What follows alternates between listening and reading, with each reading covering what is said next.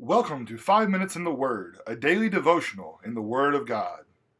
We've already seen in the Psalms the struggles that the singer goes through, and then over and over again the expressed reliance upon God.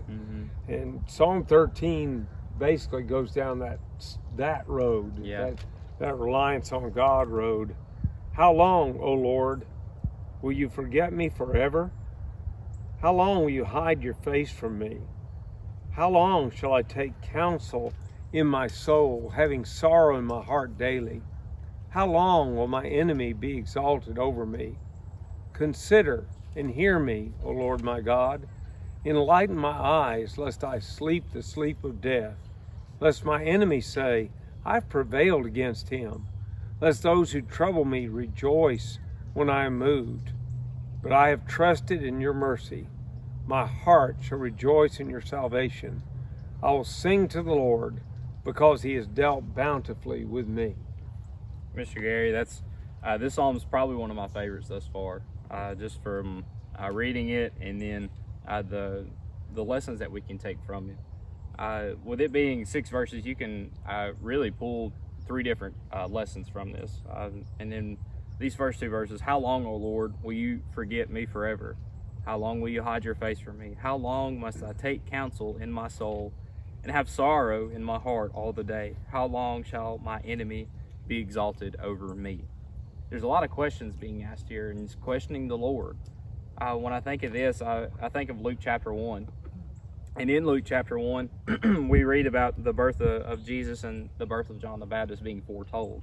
And in Luke chapter 1, verse 18, Zechariah begins to question the angel. And those questions of doubt and unbelief, really, they more or less they anger God, because that's a lack of faith and dependence upon him.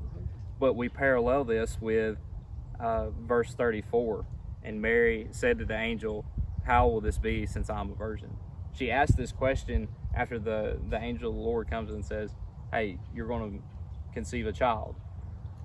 She asked this question to better understand God's will. She's asking this question so that she can know fully what she's about to do. And those questions, again, that when we ask God, we have to understand what are we asking them for, really. In verse 3 and 4, consider and answer me, O Lord my God. Light up my eyes, lest I sleep the sleep of death. Lest my enemies say, I have prevailed over him. Lest my foes rejoice because I am shaken. We can kind of infer here that David's writing this in the midst of being chased by Saul. And he's under so much fire that he has to be so mentally and physically drained that he pens, lest I sleep the sleep of death. He's so exhausted. But he acknowledges these emotions and he goes to God with them.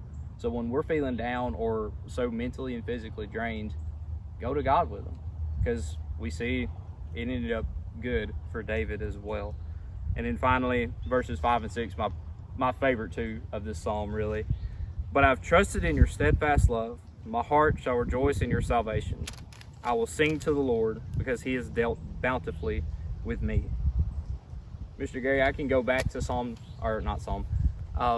Exodus chapter 6, and the Israelites making bricks without straw, but God promising them a future. Why can we trust in God's future?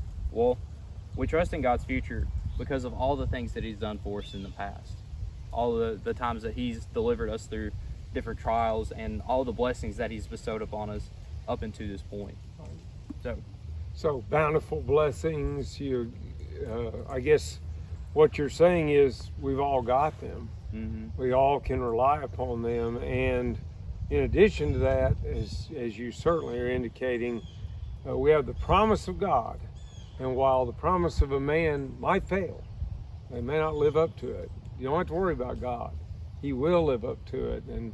And David expresses that kind of confidence, and it's one we need to have too.